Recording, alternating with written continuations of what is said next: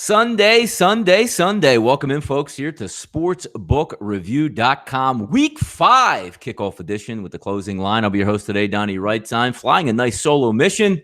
Big man on campus going down to the Philadelphia Eagles football game versus the Minnesota Vikings, so we should have some fun down there. Look, broadcasting live from the Northeast today. It's October, heading towards, after the first week of October. Normally we get a nice little bit crispness in the air. Not going to be the case down here, especially at Lincoln Financial Field. 4:25 kickoff, 80 degrees, no wind out there. 2 running games, maybe a little bit banged up in this one, so we might see some points, but there's a lot to get to today. And the best part about it is, as I said, I'll be doing the show by myself. I promise we will get through every single football game, including the Monday Night Football game this week. In about 20 minutes' time, we'll have Rusher Sean coming on to talk 2 football games with us today.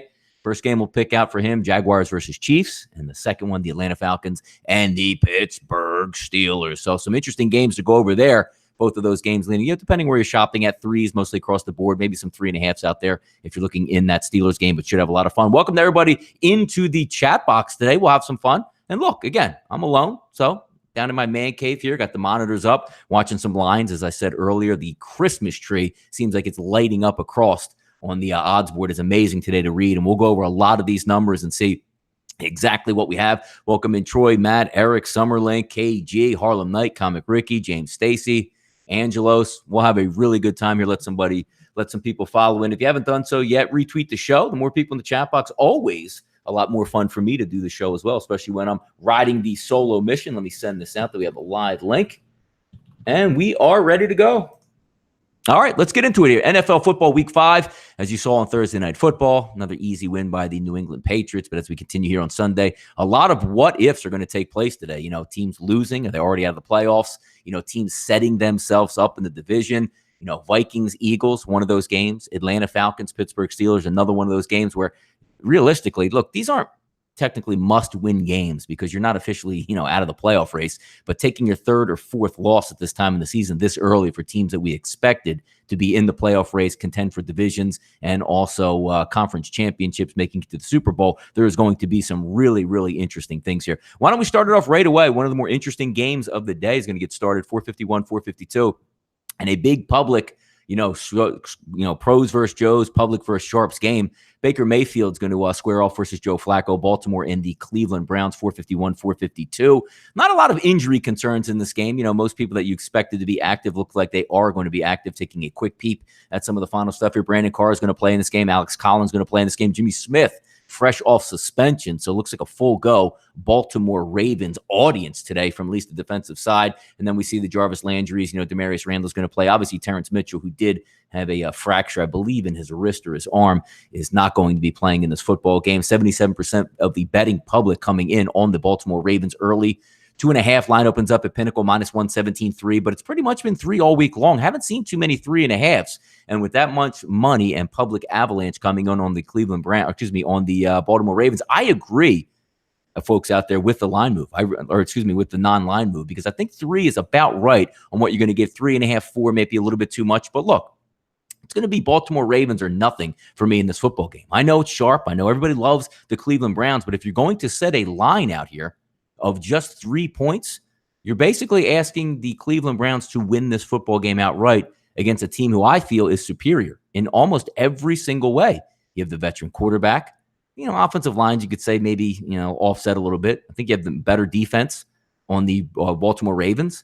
You have the better coaching staff on the Baltimore Ravens. The only thing you don't have with the Baltimore Ravens here is they are on the road. It's a division game. And if you look back over the years, taking points in a division game, especially a road team, is always nice. But it sort of offsets that for me when you have a rookie quarterback in there. If you had a veteran guy who's been around and can handle it and make the right decisions and reads, Baker Mayfield's going to be a pretty good quarterback in this league. We can all see the talent and the talent level that he brings to the table, but it's boom or bust out there. Look, you can throw 3 touchdown passes, but you can't have 3 interceptions. And you can't fumble the football and, mess up snap counts and mess up snaps itself. That eventually is going to catch up to you because you're going to have to play a pretty good football game to beat these Baltimore Ravens. But that line's still sitting around that -3 range out there. Good morning, everybody checking in. Thanks for coming in. Brian, Frank, Jr., Donald, John Roy. But look, 47 as the over under in that game coming down as well. How about some 45 and a half, 45s on the board? So it looks like the public has been decisive, saying they think it's going to be a little bit more of a lower scoring battle. I don't really have a great feel for the over under. If anybody has a great feel for the over under, if you have any like strategies that you're going to be going up against that, please let me know, because I don't have a feel for that one. But if we're just breaking this down to its common core here, and you say who's better, because look, the public always is going to have a decided advantage or decided disadvantage, because there's 12 games, usually per week or whatever it may be, with the bye week setting in. This is the one thing that you can look at all week long. You can really see where the public sides up with, because when you're dealing with college basketball, NHL, NBA, it's a day-to-day thing. Same thing with baseball, where you might have some sharp money coming in throughout the day, but you've had the chance to hit this for 7 full days right now, and they're not moving it off the 3. So a little bit alarming if you're on the Baltimore side. But again, I didn't wager on this game, but I'm going to be nowhere near the Cleveland Browns. You've heard the shows all week long, whether it's the Audible that I did or the Right Side of Campus or just chiming in on the radio on WCKG. I'm not a big believer in the Cleveland Browns, because they're not used to winning. And unless I'm going to be getting, unless I'm playing at home on a Thursday night game versus the New York Jets, I'm really not going to be that interested overall in betting the Cleveland Browns unless they're going to be giving me a touchdown or anything more. I was on the Oakland Raiders last week, and, as expected, the coaching staff for the Cleveland Browns and the quarterback absolutely melted down in that game to give me the win in the cover with the Ravens. That's what horrible, horrible football teams do with the Cleveland Browns. So if anybody out there has some interesting ones that they want to get after, have any interesting angles talking about that Baltimore-Cleveland game, chime in and let me know. But to me, in this football game, folks, it's Baltimore or nobody. It's hard for me to build a case for a team that wins 1 out of every 40 games in order to win the football game. You give me 4.5, 6.5, or 7 in this game, I might change it around. So, I think Cleveland might be able to hang around and stick around in this game. Look, if Cleveland wins the game, kudos to them. I just don't think they can win games. Didn't think they can beat an awful Raiders team last week. Why would I think they can beat a pretty good Baltimore Ravens team? And if you're going to play that angle where maybe the Ravens are coming off a Sunday night,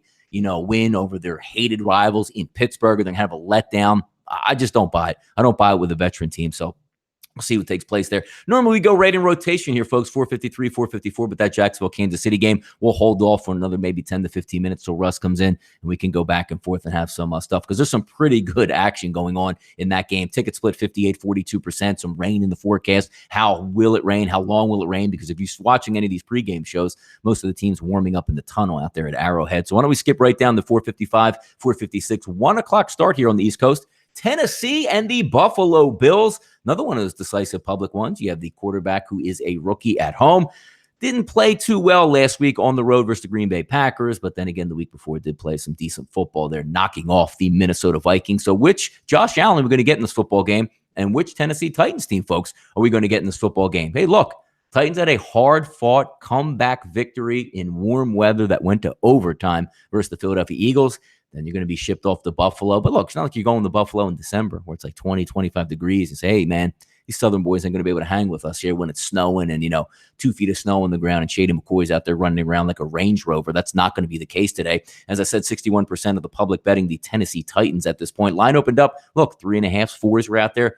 Those quickly dissipated throughout the week. Now you're seeing 5.5, even some 6s at Chris, and Intertops 5.5 at Bet Online. Always check out SBRodds.com, folks. Get all these up-to-date line movements there, and also check multiple books, because the ones that I'm using here, especially it's nice being in New Jersey, because we have a lot of legal books that we can use online, and also the offshore markets. And if you even have a local that you use, those line swings differentiate from book to book to book. There were 7.5s on the Rams game earlier today, and at the same time, I had 6.5 on some books with the Los Angeles Rams. So there are some interesting numbers you can get. And look, those points in the NFL add up. If you're going to get a 3 or a 3.5 or a 6.5 or a 7 or a 7.5 instead of a 7, long term, those are going to absolutely catch up to you there. And also you want to be on the right side of those. So look, even if every 1 out of every, let's just say 30 or 40 plays comes down to that half point, it's always nice to be on the right side of that. Continue to shop books on there. Check out sportsbookreview.com. Let's also get back into this game, Tennessee and Buffalo. What do we like about these two football teams? What do you like about Buffalo? Gunslinger, with the young Josh Allen. Doesn't have very much to work with, though. Wide receivers don't help him out much. Shady with fractured ribs and going on all sorts of nonsense in his personal life. And then you flip over and take a look at Tennessee right now. New head football coach. One thing they're doing is they're dialed up, man. They're winning some close football games out there, which is the mark of a good football team. You're all banged up. You beat the Houston Texans. You go on the road versus the Jacksonville Jaguars, all beat up. Backup quarterback, he gets knocked out of the game. Your quarterback, who usually is your starter, can barely throw the football. You pull that game out in Jacksonville. Then you come home, the Philadelphia Eagles get up 17-3 midway through the third quarter. You fight all the way back and convert fourth down after fourth down after fourth down, and you pull out a victory in overtime where your coach continuously rolled the dice in there, man. Continuously rolled the dice. That says he has confidence in his football team. They're playing well on offense and defense. But then again, you're going to look at some line movement here. What is the MO, folks, of the Tennessee Titans, right? What's the MO of it? When you look at the Tennessee Titans, they don't tend to blow anybody out, right?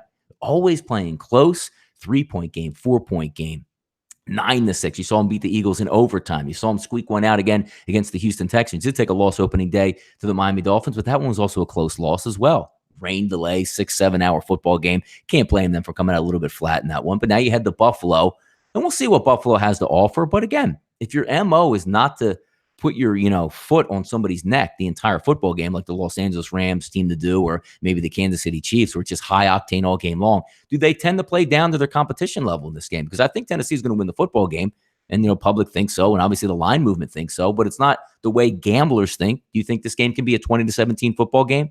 24-21, 17-14? Seems to be heading in that direction, because if you were out early in the week and maybe got one of the 3s or 3.5s that was out there, that's a big disparagement from going from that level to 6 now. So you're asking the Tennessee Titans here, whose MO is to play really close to the vest, run the football, make the right decisions, and play good defense, to a team that can play some good defense out there and keep it close. If I'm looking at this game with just the late line movement here, I don't like the Buffalo Bills overall because, again, feeds right in that rookie quarterback situation. But the way the Titans play, I don't think they blow this game out. So if you're going to give me 6 points, I'm going to lean on the 6 points and take that with the Buffalo Bills. Welcome to everybody coming in here, watching live. Now over 312 people in. About 5 to 10 minutes, we'll bring in Rush Rashan and go over 2 of the key matchups of the day, and we'll have some fun and talk about that. John Roy says, well, I'm on the Giants and praying for them victims that the limo accident in New York. So I didn't see anything about the limo accident, but I do know about the New York Giants that we're going to get to in just a few moments here. Rain in Kansas City and Seattle, does it affect anything? Well, it always rains in Seattle. I don't know if the Seattle rain is going to be so much. It is on turf. There is very light wind, like 5 miles an hour, and it typically rains on and off in Seattle. The one in Kansas City, I would be more likely there, Troy, to keep an eye on, because that might have a advantage one way or another. Blake Bortles, just like Alex Smith we talked about throughout the week, he can run the football. He can keep the chains moving in the rain. And usually, dating all the way back, my high school coach used to say, when we run the wing tee, he would love it if it rained outside versus a team that was going to play like a spread type option attack, because you have the advantage, just holding to the football. It's hard to pitch and throw. But again, we're talking about professional athletes. We're talking about professional surfaces. It's not going to be a mud bowl in Kansas City. And who knows if that rain holds off or comes down heavier and, throughout the game it dissipates there. But that is going to be an interesting one, certainly one to keep your eye on. If you're looking at the overall line movement there, they're still expecting some points there. I did see a spike around that 49 level, but now we're looking at 48s across the board. But anytime you're dealing with Kansas City right now, it almost seems like you don't really care who they're playing against. They're probably going to put up some points in there. D-Rank Roll took the Rams and Carolina in this one. That was an interesting one. So why don't we hit this game real quick here? 457, 458. If you know me, I like to try to find value in certain situations. I like to try to find some mismatches that you can actually exploit and get after. And I was having a tough time with this Giants and Carolina game right off the bat, because I'm not that big of a believer in the Carolina Panthers. Now, do I think they're a good football team? Yes, I do. Cam Newton, when you get good Cam Newton, he can move the football. They're getting a little bit healthier there, which is always nice, getting some added weapons there on the outside. McCaffrey's played really well this season, waiting for them to get Olsen back at tight end so they can be pretty much a full-go football team. But they're a little bit different. Now, if you're asking 3 points, 4 points, in that range and they're at home, they're a pretty good football team. But now you're getting into that danger zone right now, and there are some 7 showing up. Pinnacle -7 plus 106, but the prevailing line really across the board here, folks, between the Giants and the Carolina Panthers is 6.5. And I think that's a pretty steep number. But the one thing that just isn't working yet for the New York Giants is their offense. I mean, they just don't have it figured out up front on the front line. They drafted Hernandez kid out of UTEP. They had Solder at left tackle. But it hasn't seemed to help one way or another on the offensive line to give Eli Manning more time. Now, look, a lot of it is on the quarterback. You're not always going to get clean blocking in a clean pocket. It's up to the quarterback to manipulate the pocket, step outside, and make throws on the run.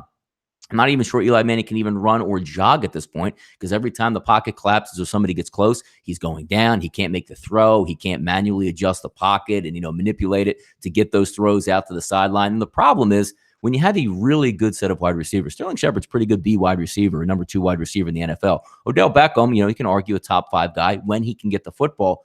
But I thought coming into the season, you got him all this money. He's coming back healthier, and you really want to use him. So it was like Eli's, going away party, so to speak, in the NFL, where he can have maybe another solid year or two before he retires from the New York Giants. Just doesn't seem to be the case.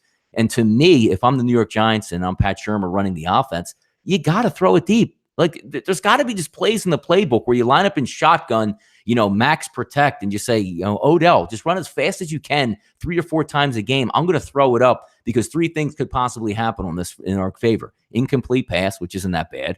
Personal foul, pass interference, which can always help. And then also a big catch by Odell Beckham, which he's shown the tendency in the past to do that. But something is not working out there. You have a dominant running back who you can't seem to feature or get him any room to run. You have a dominant wide receiver who you can't get him the football. And now you start to see, because wide receivers are divas, right? I mean, they make all the money. They're in the spotlight, especially Odell Beckham. Now he's starting to chirp saying, look, I don't understand it, man. I can beat any cornerback in this league. Why are we not running plays that get me open 20, 30, 40 yards down the field, throwing it up? That's the problem you have. Now, switching over to the Carolina Panthers, they should be rested and ready for this football game, right? You should be able to run the football against the New York Giants. The one thing I do give the Giants a little bit of credit for, without Eli Apple the past couple weeks, and Olivier Vernon, your top high-end pass rusher for the year, he's not playing in this football game. He's going to sit out. He'll probably be ready for the Thursday night football game versus the Philadelphia Eagles. But what's your motivation here also if you're the New York Giants in this game, right? Everybody wants to win in the NFL. I do understand that. But the bigger game, if you're just focused in on the division, saying, hey, maybe the Eagles can get beat today by the Minnesota Vikings, and, it won't be so bad if we lose to the Panthers, but we really have to have that game on Thursday Night Football at home next week versus the Philadelphia Eagles. So some of that may be interesting stuff where you look ahead and say, is this the game? Which is maybe why Olivia Vernon practiced this week and said, you know what? Let's hold him out. The more important game next week is versus the Philadelphia Eagles. Would I be surprised if the Giants put up a fight? No, because I think their defense is playing actually at a decent level. When you looked at the Houston game, even when you look 3.5 quarters for that New Orleans Saints game, they did play fairly well in that football game, getting 6.5. Look, I'm a points guy in most instances here. I think the Giants can hang around because, again, Carolina's MO is not to blow you out. But the only problem that I keep getting back to in this game is if I just had a competent quarterback, if I just had a guy that, if my left tackle gets beat, he can step up and manipulate the pocket and buy an extra 2 seconds for my Rolls-Royce wide receivers to get open. And that's what I always come down to with Eli. He just seems to can't do that. Arm strength just not there. They played a really good game at the Houston Texans. Then they come home and they struggle on offense. I mean, if you can't abuse the secondary for the New Orleans Saints at home on turf, good luck going up against the Panthers here. It should be a decent football game as they go in. See what we got here out in the chat box. Let's see. Eli's a statue the Carolina defense should feast. Yeah, he's a statue every week, man. He really is. G8 pass key. The question is Manning actually a good enough quarterback? That is the question. That's why it's hard. Like, if they just had some average quarterback play with a guy that can, just hang out in the pocket and deliver footballs as opposed to getting scared and sacking himself, you'd feel a lot better about this Giants team, because the one part that you're worried about a little bit is the defense. They lost a couple components here. And, once they get Olivier Vernon back and get a little healthier in the secondary, I think they're going to be an okay football team from the defensive side. But again, it all boils down to Eli Manning. If you put a decent pass rush against him, it just seems like he just can't operate whatsoever. So we'll see what happens in this instance here. Greg Sherman, G-men are so hard to figure out. I always stay away. Burns says Baltimore -3. Brian Sipe ain't walking through that door. Ravens. Roy, hey, look, I'm on the same way, Burns. Look, I'm on the same wavelength here. I think this is one of the better Ravens football teams we've seen over the past couple of years. So, that should be a fun game to rehearse and go over. So if anybody has any adjectives they would like to use in this setting, we can certainly do it. Let me see if we can bring on Russ here in just a few moments. We'll get him that deep message out there. And we'll appear and we'll have some fun here. Cody AV retracted the message. Donnie, you likey. Yeah, how about that, man? Yeah, maybe I do likey. We'll see what's up with that. KG, just let Manning throw it up to ODB and Shepard go. Yeah, exactly. KG, you should be the offensive coordinator for the New York Giants because I'm on your same wavelength in that football game. There should be a mandatory 5 launches deep in the double coverage, single coverage, or if he has his man beat to Odell Beckham per game to loosen everything up. Evan Ingram injury doesn't certainly help them out as well on there. Looks like we have our special guest here on the show. Let's welcome in from all the way across the pond. They do love football across the pond, folks. Rush Urshan, Rush, welcome into the show, my friend. How you doing, Donnie? Looking forward to this, buddy. Hey, look, in a couple weeks, man, we're going to be sending over the Philadelphia Eagles over to Great Britain over there to have some fun and hopefully win a football game for the Jaguars. So I'm counting on you to be that welcoming party over there to sort of help out my Philadelphia Eagles. What do you think about that? I'm going to be there. I'm going to be at all three London games. So I can't wait. Again, the Eagles-Jags is going to be a superb game, I think. I think next week we've got Seattle and Oakland. I'm not so sure about that. But again, the Wembley fans will get everyone rooting and cheering. So, yeah, I think the big game, the Philly-Jags game is going to be superb. No, we'll have a good time. Let's get right into it here. Two really good games that you picked out. We'll start with both of them are actually 1 o'clock football games. So let's get right into it. 1 o'clock start, 4:53, 4:54. Jacksonville and the Kansas City Chiefs going to square up. The hottest team, or I should say one of the hottest teams, because you could probably include the Los Angeles Rams in that category. The Kansas City Chiefs and the offense, the immovable object that goes up and down the field for the Kansas City Chiefs, going up against a really stout defense, is one of my favorite games to actually, you don't even have to have a wager on this game for myself. Love the game of football as is. But if we take a look here, Rush, at this football game, Jacksonville, Kansas City, let's start, right away just picking apart these games. Give me some early indicators or early thoughts on this game that you have. Look, you're absolutely right. Patrick Mahomes, he's never going to come up against a better defense than the Jags. The Jags, again, they say defenses win Super Bowls. And again, the Jags, this is where their Super Bowl credentials, I think, really will be put on today. Again, Kansas City, 4 wins out of 4. Again, going down the field, really strong. And I think what Patrick Mahomes did last game at Denver, again, he really showed his mantle. Again, they were down. They came back, fourth quarter win. I think that really bodes well for this week. And I think the Jags are going to have to really defend well to stop Hunt and Hill really rushing and playing fantastic football. In terms of where I'm at, look, I think Kansas can get it done. 3.5 on the spread. I think they can cover. Again, the Jags, again, they struggled at home to the Titans. Again, yes, they beat the Jets 2012. So again, it was comfortable. But again, it wasn't the impressive Jags I think we saw on the road to, again, a really strong campaign last year.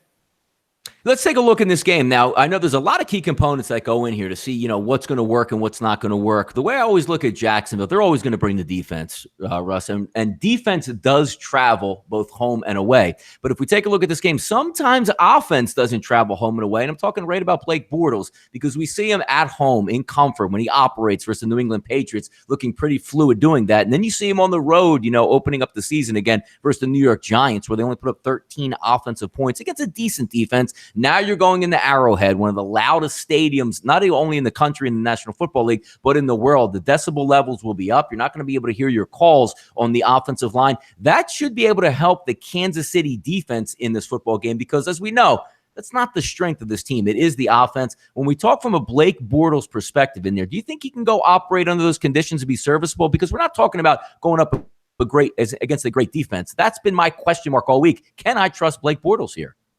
I don't think you can. I said the defense we know is going to be strong, but look, when you get a team like Kansas City, they're literally just putting up points for fun.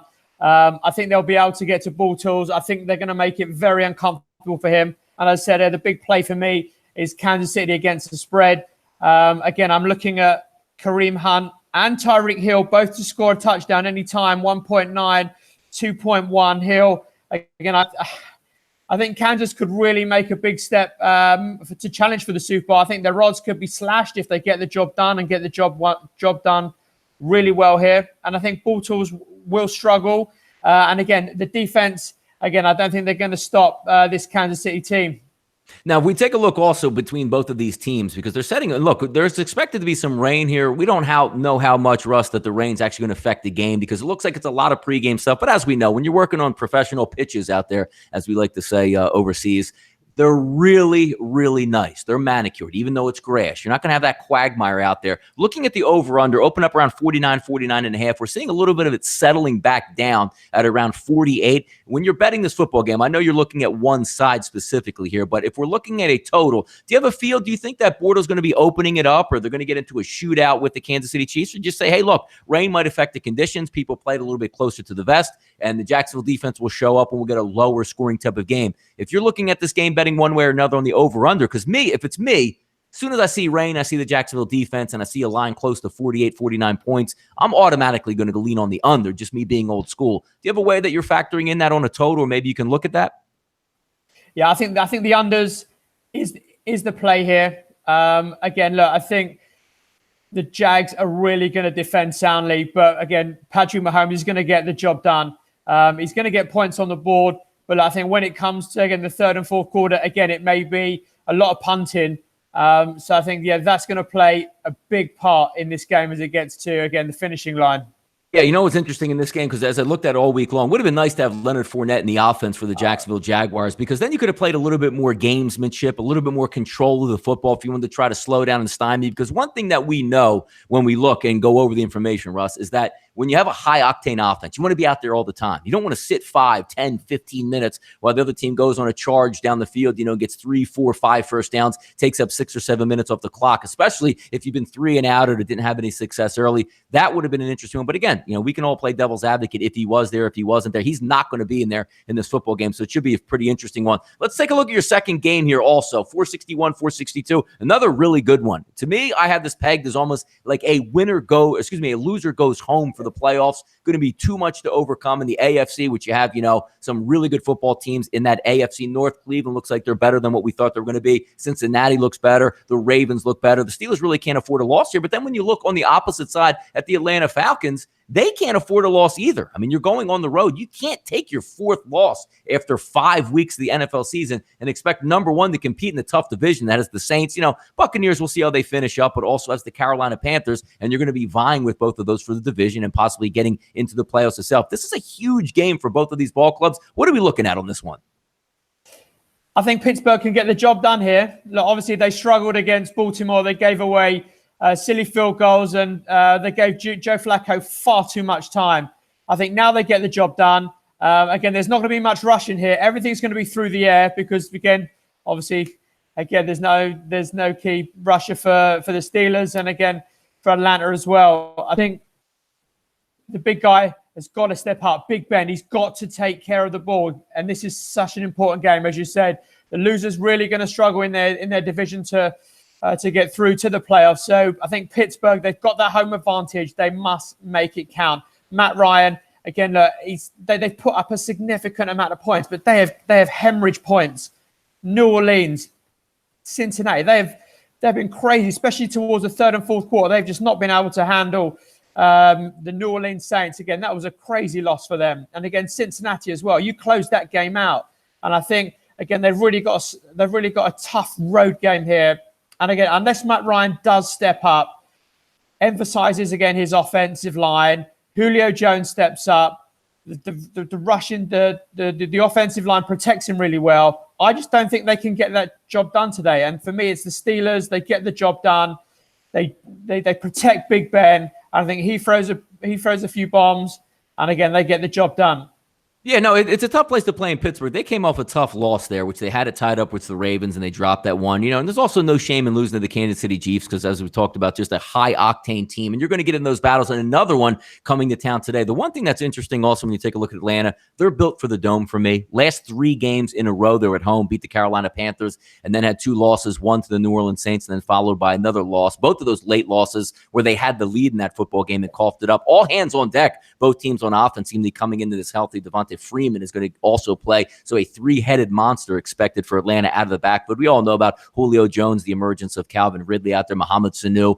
I just think when you take a road team or you take a team that's used to a dome there and go on the road, Russ, it's a little bit harder to factor in because they're built for speed, a little bit smaller of a defense. Grady Jarrett's going to miss the football game, the defensive tackle for the Atlanta Falcons. You have all 5 guys up front for the Steelers that are going to be healthy and ready to go. A pretty good offensive line. You have weapons all over the place. I think this is the day you might see the reemergence of Connor out of the backfield and see if he can establish the ground game, slow down the tempo. Let's see if he can get 70, 80 yards on the ground to try to help out Big Ben. But I'm in agreement with you taking a look at this football game that I think the Steelers are the better bet here just because, number one, they're home. They're built for outdoors. It's a must-win for both teams. But I just think they can give you a little bit more. Not liking what I've seen out of both of these defenses primarily on the season. But when I look at both of these teams, when I need maybe a stop, I'm going to lean on the home team more than I would the road team. There will be points in this game as we take a look. You're going across, came down a little bit. We saw some 58s peaking up there, but now looking at some 57s there rush across the board. If we take a look, Russ, at this football game, any thoughts on a total over-under in this one? Over. Big circle on the overs. I said the rushing's going to be quite quiet. If any of the rushing's going to come from Atlanta, that's where they could have their best form of attack to get those first downs, to get the points on the board. But I think everything comes through the air. Big Ben, Matt Ryan, JJ Seuss, I think he's going to have a big game. I think he'll get an anytime touchdown. And I think Big Ben is really going to throw some bombs. And again, the Atlanta defense is woeful. The secondary, they're just not covering their men. They're slow to get going. And the third and fourth quarter, again, if they don't cover, I think Pittsburgh can definitely score many, many touchdowns. And again, I see them scoring 30 plus points. I see Atlanta probably scoring 20 plus. So yeah, I think we're well over the line here. Yeah, you know what's interesting about this too, when you look at the game here, Russ, is when you say, it's probably, the NFL typically, like the NBA and a lot of other major sports, it does always literally come down to the end. But I just can't see one of these teams running away with the football game. Like if one team's up 14 points or 17 points, seems to me fairly easily that the other one can come back because both are challenged on defense. But I think at the end of the football game, I think when you need to make the play, I think Big Ben can do it. They can hold off that pass rush, which again, to me, is built more for turf. And you have those big uglies on the front line for the Pittsburgh Steelers. I think they'll be able to hold up. So 2 really good football games you picked out this week, Russ. So we're rooting for you on both of those. And give a shout out to yourself there where you can find you on Twitter and, of course, across the SBR channels here. Brilliant. Yeah, it's at Russ Yersh. Again, I've been doing the bankroll with Natalie, Jeff. Again, that's going really well. And again, yeah, I'm really looking forward to, again, a weekly session on the NFL talking with you, Donnie. And again, I've got a couple of others for today, if I can quickly. Absolutely. Take the floor. Cincinnati -6.5. I think they're going to get the job done. Offensively, they're superb this year. Andy Dalton, look, we all know that, again, come playoff time, he's not a man for the job. But I think he's going to get the Bengals there this year. They're going to cover the spread against the Dolphins. I think the Dolphins are struggling defensively, and I think they'll get the job done. Carolina, they're off a bye. I think they're going to get the job done. -6.5 against the Giants. I think Eli is just not there. I'm not sure when he's going to get told to pack it in. So I think Carolina will get the job done there. And I think Denver on the road at the Jets. I think they performed really well against a Kansas City Chiefs. That was a tough loss for them to take, but I think there was enough improvement there for them to go on the road. Tough to go to the Jets. But I think they can get it done, given that, again, the line's only -1. So those are my 3 extras as well for you. Fantastic, man. Russ Yersh, folks. Check him across the SBR channels. We'll definitely have him as a guest down the line here on the closing line. Thanks for your time today. Went over 2 good football games, and then sit back and enjoy. I know you're a couple hours. What time is it over there right now for us, Russ? We're 5:30 in the afternoon. Hey, look at that. Just time for a nightcap. Sit back in, settle in for some NFL football. Thanks for joining me today on the closing line. Cheers, Donnie. Good luck, Sam. Thank you. Take care. All right, folks, there you go. Russ Yersh. Look, man, we're worldwide here at Sportsbook Review, based out of Costa Rica, broadcasting live from the Donnie Rightside studios here in New Jersey. You just had, Great Britain chiming in here. Who says that we can't just globalize this whole sports betting unit that we have here at sportsbookreview.com? Good times in there. I have a lot more stuff to go over, about a half hour left in the show. And, of course, in the last couple of minutes, I'll go over some plays that I think might be worth your while and worth some interest. But why don't we waste no more time, folks, and get right into it here. 459, 460. How about this one? The Denver Broncos and the New York Jets that Russ was just talking about here just a few moments ago. What an interesting dichotomy here, right? You have the rookie quarterback at home. Hasn't played all that well since the first game against the Detroit Lions, which I think it's one of those things where, you always hear in the past, like, boy, I was at that game 7 for the New York Yankees. Maybe there's only 55,000 people in the crowd, but 750,000 people told you they were there live. Sam Darnold, the legend of Sam Darnold, like I like to say. Boy, he was awesome versus the Detroit Lions. He threw for 180 yards in that game. So, pumping the brakes is always one of those monikers that we like to use. Darnold hasn't been that great, but then again, what did you expect out of the New York Jets and their offensive firepower weapons? As the big man on campus probably still chiming around here in the chat box would like to say is, who the hell are the Jets throwing the football to? Look, Robbie Anderson, Quincy Enunwa, I get all that. And you have a couple decent running backs, but not an explosive type offense. Now you're going to come in and be under siege a little bit from a pretty good pass rush from the Denver Broncos. But as it says, look, spots in the NFL, what you like to bet into, right? Do I think the Denver Broncos are the better team? I think most of the people in the chat box probably would say that the Denver Broncos are the better team than the New York Jets. But how do you recover off a Monday night game? You should have won that football game. Now you got to go on the road and go out of division, still in the same conference in the AFC, and play the Jets. And they're going to hang that line. Jets, folks, actually opened up at 2.5 and 2 in that football game. And it did swing most of the week for Denver to -1. But now look across the board, folks, as it lights up. Chris at 0. Intertops at 0. Bet Online at 0. So an interesting move here that said, you know what? We're going to swing all the way to a Denver Broncos favorite. Then we're going to pull the reins back here. And look, we're still looking at public money here, public bets, ticket-wise, 63% chiming in with the Denver Broncos. I think the Broncos are better. And boy, it's the same situation that we find ourselves in a lot of these times here. Like Baker Mayfield's going to get the start. Josh Allen's going to get the start. Sam Darnold's going to get the start. And then we're going to get to a game in just a few moments. Josh Rosen for the Arizona Cardinals are going to get the start. These are rookie quarterbacks here that are expected to win these football games. And again, we're talking about rookie quarterbacks, folks. And I always like to come back to, prior knowledge or situations that we saw. Do you remember back in 2004 when Big Ben, just a young rookie quarterback, he was surrounded by the Steelers, an unbelievable defense, a hammer running game, Hines Ward, Plaxico Burress, Antoine Randall L at wide receiver, and a good offensive line. Those are a little bit different scenarios to have when you're talking about a rookie quarterback. But now when rookie quarterbacks seemingly step in, you're on the awful Cleveland Browns. You're on the awful Buffalo Bills. You're on the awful Arizona Cardinals. You're on the awful New York Jets. And you're expected to win football games without much of a supporting cast. Do I think the Jets could get it done? If I'm just a contrarian player right now, saying, dude, I'm loading up on the New York Jets. I haven't bet this game, and I won't bet this game. I know Big Men on Campus is liking the New York Jets in this situation. But it's just too much of a spot for me because, again, if Teddy Bridgewater was playing quarterback for the Jets, I'm like, you know what, man, I'm big Jets. Let's go Jets today. But when you have rookies expected to win, not hang around within 7, getting 3.5, getting 5, 6 points or whatever it may be. You're expecting rookie quarterbacks to win football games when they're on bad teams. That's hard for me to get over my biased prejudice against rookie quarterbacks that aren't in great situations. And almost every rookie quarterback you see right now is not in a great situation. Just makes it really tough for me to bet on. I don't have that much of lean. And even if we're talking over under, 42 and a half, you've heard me preach on here. I would usually take this game under. But unders in this day and age, whatever sport it is, they're just not built to work out. If you just saw yesterday's games, where teams just need to run the clock out, but they bust 60 to 70-yard runs for the good or bad of some gamblers out here. It's the same way in the NFL. You can have a game set up last week like the Tennessee Titans and Philadelphia Eagles, which I liked under, I believe it was 41 or 42 that we gave it out on the show last week. Nice, 10-3 at the half. The Eagles score a touchdown, but take 8 minutes off the clock in the third quarter. You're set up for a stone cold under. Big play here, big play there. And that's what you get. So look, I don't have that much of an opinion. I wonder if anybody else in the chat box out here, because I know it is a popular play to take the New York Jets out here. Just wanted to see if we have any perspectives out there. Lions, 100% upset alert. Well, what kind of upset alert are we looking if the game is at -1 for Detroit? Who's on upset alert? The Packers are on upset alert now? Packers without wide receiver Randall Cobb. Yeah, they're without Allison as well, which we're going to dip into in just a few moments here as well. So why don't we get there? 463, 464, Green Bay Packers, Detroit Lions. Interesting game here, right? Because usually you want to peel everything away, right? You want to peel everything away from this game. And most of the common public bettors will say, and I like to get my radio voice, wait a second right here.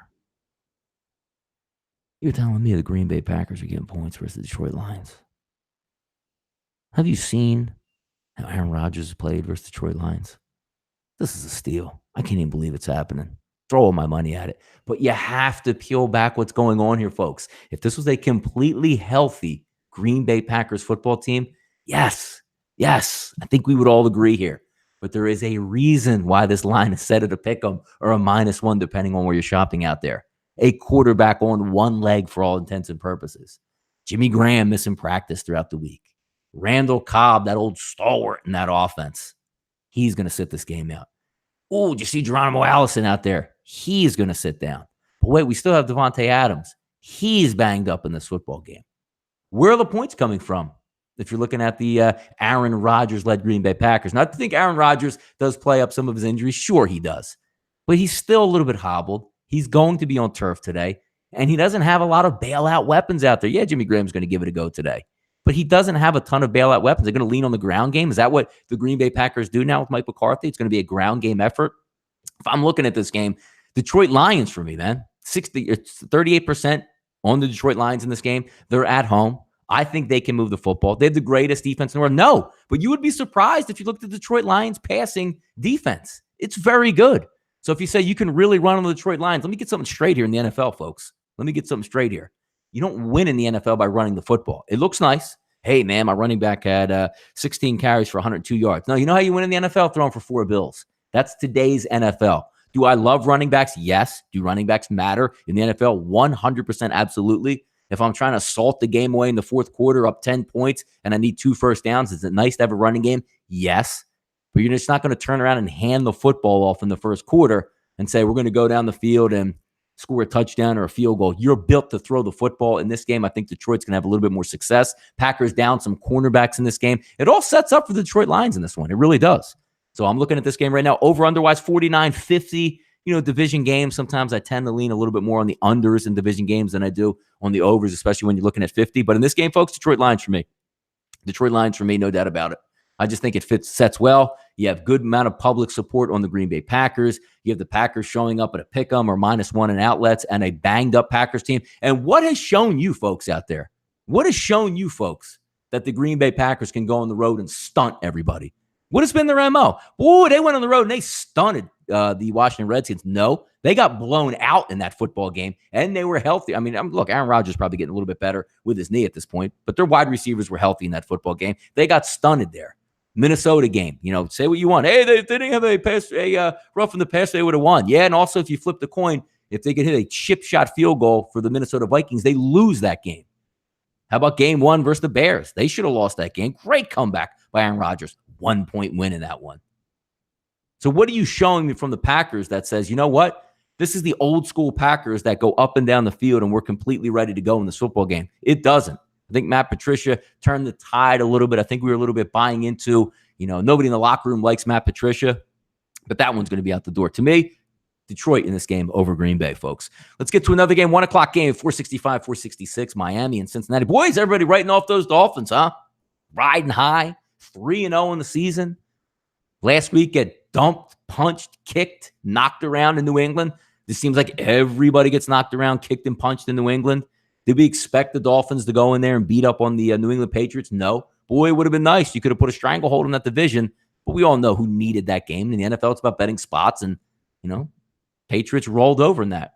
Now you're going to go home, lick your wounds a little bit, go on the road, and you're injured now as the Miami Dolphins. But then again, as you see my, tagline here with the Cincinnati Bengals, Ginger Ninja, he's not getting 3, folks. He's not getting 6. He's not getting 10. He's not laying 2. He's not laying 2.5. He's laying about a touchdown this game. Spiked at about 6.5 a little bit earlier today. Looks like Pinnacle -6.5 plus 102. Prevailing line out there, folks. We'll call it a 6. This isn't really the MO of the Cincinnati Bengals, is it out there? Haven't been favored yet this year in any football games. Pick'ems, getting points, performing well, pulling out miracles in the last minute versus the Atlanta Falcons. So now you're going to put them in a role as the Bengals being the hunter in this game, looking to close out and win this game by a touchdown or more.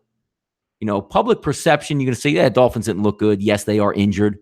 But I like to look more from the opposite perspective and try to find some value in there. I don't necessarily trust the Cincinnati Bengals laying around a touchdown in order to cover. Sometimes it's hard for me still to trust the Cincinnati Bengals to win a football game, right? So what happens if they would have lost last week, had back-to-back losses, came back, had a great drive? Look, you can't take anything away from Andy Dalton in that game. He had a great fourth quarter drive, converted some fourth downs, made some big throws in that game. What happens if they would have lost that game? Would your perception have changed? Because we do know in the NFL, it's coin flipping some of these games late. Somebody makes a play, somebody doesn't make a play, you win or lose that football game. Would your idea be any be different? Would the line be lower at 4? Like, ooh, they have the same old Bengals, man. 2 straight losses on the road. Now they're coming home. Ain't no way I'm laying points with them. But you saw them win last week, and you saw the Dolphins lose. I think that line is a little bit inflated in this situation. Mixon is going to be back for the Cincinnati Bengals. That's going to help. Giovanni Bernard's not going to play. We all know how great A.J. Green is. Ross is not going to play in this football game. It looked like he was actually finding his way about the NFL for once instead of being a straight-up bust as a draft pick. He's not going to play in this game. Eifert's also at a tight end, not going to play in this game. So you're down some weapons there. But the MO for me would be it's just too many points with the Cincinnati Bengals at this point. I'm sorry. Just too many points there. Just too many points there. Donnie needs to time him out or ban him. Who are we banning in here? It's hard to get in here. Who should we ban? You want to get the machine guns out? Point him out right now. We'll machine gun him. Point somebody out right now for me. I'll take a second here. We'll delay the show to see what we got going on there. Who's spamming? I know it's a little bit. What do you want? Like a 10-second delay where I got to keep talking until it gets in there. But we'll keep it moving down the list. You got about 15 minutes to go. We'll speed right through some of these football games. The spammers. Who is it? Like Momo Bid? Let's see. Can we time him out? There we go. All right, good. Let's get back to let's have some fun. Get back to the action here. Oakland and the Los Angeles Chargers. Whose home game is this one, folks? It certainly ain't the Chargers. You know the Raiders are going to pack that soccer stadium in Carson, California. 467, 468. Line opens up at 7.5. We got some movement, folks. Bet Online now showing a 4.5. Did we watch the Raiders? Did we watch the Raiders last week? Did we watch the Raiders the weeks before that? It's not a very good football team. They did squeak. Now, look, they still got the win versus the Browns. Congratulations. Hoo-ah. Everybody loves that victory there that they had. I had it. I cashed my ticket on it. They didn't look that good, man. It looked like they have a quarterback who's a little bit trigger happy, throwing dimes, but then also giving change back on the next drive, throwing bad interceptions at times. Their defense looks like they can't stop anybody. But then you flip it over and you look at the Chargers. What's their MO? Ooh, they're like that fast Ferrari out there, but sometimes needs an oil change and a brake job because they can't get out of their own way. It just seems like the Chargers' MO is to, no matter what happens in a football game, let's make it really tight at the end and let's miss extra points and miss field goals, and we'll keep everybody involved and we'll keep the ratings high because you always have to watch right down to the wire. That's what you get. But I don't trust the Raiders. Look, I know it's going to be a Raiders home game. I know the Chargers don't have any fan support. It's probably going to be, 8 out of every 10 people here in this Carson soccer stadium that are going to be Raiders fans. But what are you hanging your head on if you're the Raiders? Or you're going to back the Raiders today? Or are you just saying, I like the line movement? Looks like we're on the road, but not really on the road. And the line moved down to 4.5 at some spots. I think the Raiders are the play. I think the Raiders will be able to score points in this game. But how do you trust that defense? Like, what shows you on the – like, they're going to get a stop today at all? Melvin Gordon, Austin Eckler, tons of wide receiver, veteran quarterback. Doesn't it just seem like the Chargers should be able to do whatever they want and run up and down the field? Over under this football game, 51.5. We did see some 52s and 52.5s, I think, earlier this morning in this one. But I think there's going to be points in this football game. I think the Chargers are overall a better team, even though they don't have a home field advantage. But I watched a lot of Raiders football. They were in some tough spots early on in this year, playing at the Dolphins, playing at the Denver Broncos, and getting matched up against the Los Angeles Rams. You're not going to win a lot of those football games. And yes, they hung around those games, and then they beat the Cleveland Browns. But if you're going to say now 4.5, that gets a little bit hairy in that situation when we're taking a look at 4.5 type numbers. Look, I just trust, the Chargers more on offense to move the football, and they can get maybe a stop or two when they need it. I know it sounds square, even though it's a 50-50 number in there, and the line did come down from 7.5 to 4.5. Look, I bet the Raiders last week. I thought they were in a good spot, and they won. But the Raiders don't show me a lot. Do I think they're going to move the football? Yes.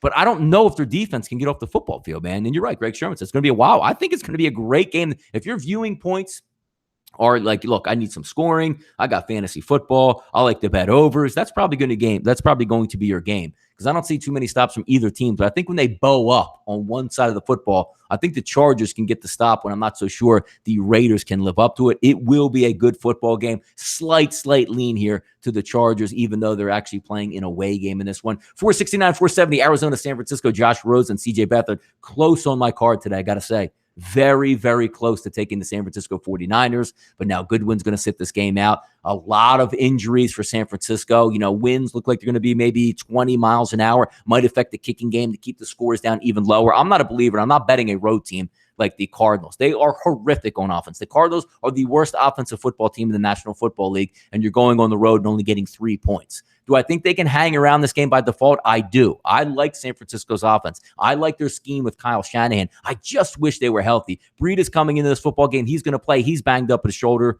The offensive line for the San Francisco 49ers is banged up, and then Goodwin out. It just limits your weapons and what you can actually do in order to put your pedal to the metal and score some points in this game. I still think the 49ers are going to win, but they missed my card because it's just too many injuries to overcome with not a great football team. But I don't see the Arizona Cardinals scoring too many points. I think it's going to be a lower scoring battle. And here we go, dipping into the 41s, 40.5 type games. But this one, to me, signals more of an under than an over because Rosen, I do think, is going to be a good quarterback in the NFL. He just needs some offensive help. Maybe they give it to David Johnson 20 times or give him 30 touches and throw it to him out of the backfield to keep this one close. I have not liked a single thing that the Arizona Cardinals have done, so I won't be betting the Cardinals. But the one interesting thing about this game is I really wanted to take the San Francisco 49ers in this game. So tough one. I'll sit that one out at 4 o'clock and probably get all pissed off when, it's 24-14 that the 49ers end up winning that game. And I'll say, damn it, I couldn't get into it. Literally, yes, I'll be on. If you noticed last week during the show, we had Ian Cameron on and Whale Capper, and I spilled a bottle of water on my laptop and blew it up. So I spent a lot of the day at Best Buy getting that stuff worked out. So we'll be available and back on halftime there, and we'll do it. Let me see if I can get one of these spammers out of here again. Boom, gone. Let's get another one out of here. Well, now, you know what? Maybe I shouldn't ban them, because when we're looking at it from like a show perspective, isn't it better because we have more people actually in here and watching the show? Like, I could be real selfish like that. Some people on Twitter don't like to block anybody because, hey, man, we'll lose a follower there. But we'll boot them out as they come on. Sometimes they come across that screen too quick where I can't even keep up to them or get them out of the way here. But that San Francisco 49ers game should be a good one. How about the big one, folks? How about the big one here coming up next? If we take a look at it, Philadelphia Eagles, Minnesota Vikings, rematch of that extremely close NFC Championship game where we booted the Vikings out of town. This should be a really good one. I got to say, as the week has gone on, I'm getting more and more into the feeling that the Eagles are going to win this football game today. Reason being, when you break everything down to its common denominator, right? The one thing the Eagles play really well is at home. The one thing the Vikings don't seem like they can do is play really well on the road. Now, when you say, look, the Eagles banged up on offense, no Darren Sproles, Jay Ajayi, transverse process fracture in his back, so he's banged up. Probably no Corey Clement today. We'll know a little bit later on when we see the final inactives report. And then you look at how Minnesota Vikings are going to attack. Not a great offensive line. Eagles pass rush should be there. Looks like they're going to be without Derek Barnett, which is going to be a big injury. But if there's one injury you can have probably at the Philadelphia Eagles, this is defensive lineman. They seem to have a lot of them. Josh Sweat, the rookie out of Florida State, might be making his first appearance in an NFL game. We'll see how that goes. But I just think the Eagles will be able to move the football more efficiently than the Minnesota Vikings. Look, Thielen and Diggs, great wide receivers. And everybody sees how the Eagles are struggling a little bit in their secondary. No Rodney McLeod. You could double move Jalen Mills all day long. But when it comes down to it, sometimes you have to offset it with a decent running game or the ability to run the football. Dalvin Cook looks like he's going to be a game-time decision, which basically means he'll be on a pitch count or can't even be effective and most likely won't even be in this game at all. Latavius Murray's not going to be able to run the football effectively against the Philadelphia Eagles. You don't have a Jerick McKinnon that you can dump it off to out of the backfield who's super fast. A little bit banged up and injured, lost one of your best pass rushers, not because of an injury, but because he went a little bit insane in his personal life. And as the week goes on, you see the threes turn into minus 115s, turn into minus 125s. And now you're seeing a lot of outlets out there, 3.5s popping up the board. Bet-online is minus 3.5, minus 112 in the favor of the Philadelphia Eagles. I think they're going to be able to move the football more effectively. I know Kirk Cousins has given the Eagles problems in the past. It's a nice weather day. There should be some passing options. Over-under has climbed 44.5. It opens up, folks. Now sitting at 48.5. If this game was on the road in Minnesota, it might have a different feeling to it. But since it's at home in Philadelphia, where the Eagles defense does tend to step up and play well, healthy Carson Wentz back in the pocket. Alshon Jeffrey looked better last week. I think the Eagles are going to pull away and win this football game by a touchdown here in Philadelphia. Wasn't feeling all that well about this Monday, Tuesday, Wednesday, Thursday. But as the weekend goes along about how each team is probably going to attack each other, I think the Philadelphia Eagles will be able to move the football and win this football game today. 425, 473, 474, Los Angeles Rams, Seattle Seahawks. We'll make it quick here in this one. It's the Rams. The Rams. I know people like to say, boy, can't go into Seattle and win football games. So hard to do. Hey, if we did a did you know lately, they're 4-4 in their last 8 games at home in Seattle. That crowd's dissipated. That last line of defense, Earl Thomas, he's gone. Best pass rusher sitting there with food poisoning. He'll probably play today. But look, if you had food poisoning all week, you probably lost a lot of weight and you're not going to be that energized on Sunday. It's going to be Russell Wilson running for his life in this game. If we can use a little bit of an anecdote, folks, in this football game when you're looking at betting it or trying to get after it. You know, if you're in Jurassic Park and the storm's coming down, your last line of defense is the wired electricity lines that are outside to keep the Tyrannosaurus Rex and everybody in the park. And all of a sudden the lightning strikes and you have a transformer blowout. Now there's no line of defense left over, folks, and the Rams are coming for you, and you can't stop it. I think the Rams get in the 30s in this. You know, I really think they do, and I think the Seattle offense is going to struggle. They don't have very many playmakers back there, something around like a 35-21 type of ball game. I think the Rams win this one comfortably, and I do think it goes over the total. Don't think they'll get heavy rains there. I think they can cover the 50.5. 475, 476, Dallas, Houston. This is the game I'm probably least looking forward to this week. Should be a slower type moving game, 45.5.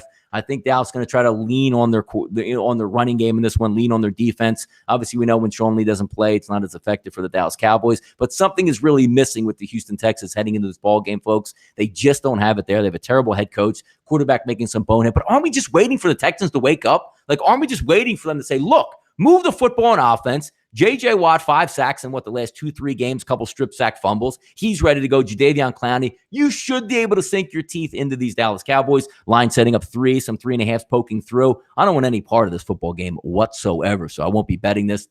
But our time is just about short. Got about 5 minutes left here. So we'll go over some games that I think might be able to pique your interest. And if you haven't seen it yet, or just tuning into the show in the last couple minutes here, Detroit Lions, we're going to go ahead and ride with them. Looks like the prevailing line, depending on where you're shopping at, is -1 now to the Detroit Lions. I think the Detroit Lions win this football game. So whether they're not getting +1 or -1, I think they can win by a field goal or more. I know it's hard going against Aaron Rodgers, but we did it a couple weeks ago on the show when they went on the road versus the Washington Redskins. We're going to peel back and go on that football team as well. And I'm going to go square. Don't care if money's coming the other way or whatever way it is. We're not betting the Cleveland Browns here, folks. So we are going to go on the Baltimore Ravens. So we'll go one little sharper play out there, the Detroit Lions. And then we're going to go one squarish play on the Baltimore Ravens. This is my 2 plays here today. I'll be back also, folks, here at halftime. Look, laptop made it through, so we'll be able to go over 10-15-minute show. We'll see how some of these plays are checking out, maybe dial up a couple 4 o'clock wagers that we can keep an eye on, or maybe get some value spots at halftime. So, hey, look, thanks for tuning into the show today. Almost hit that 400 live number. It's coming in a couple minutes left before these games kick off. So I'll be signing off here momentarily. But, hey, thanks for coming in the chat box, hanging out with me, making this hour fly by. Hopefully, you can pick up some winners there on the Baltimore Ravens and the Detroit Lions. Have some fun watching these games. My Philadelphia Eagles kick off at 4:25. So at least I can have a somewhat stress-free 1 o'clock hour as I get done and start my screaming at 4:25. But join me at the half for the closing line right here on sportsbookreview.com. If you haven't checked it out yet, hit that subscribe button there on YouTube. Every single time that we go live here on the channels, any show, as long as you're subscribed, you get that notification. You'll be able to chime in. Folks, this has been the closing line kickoff edition here at sportsbookreview.com. It's your host, Donnie Rightside. See you at the half.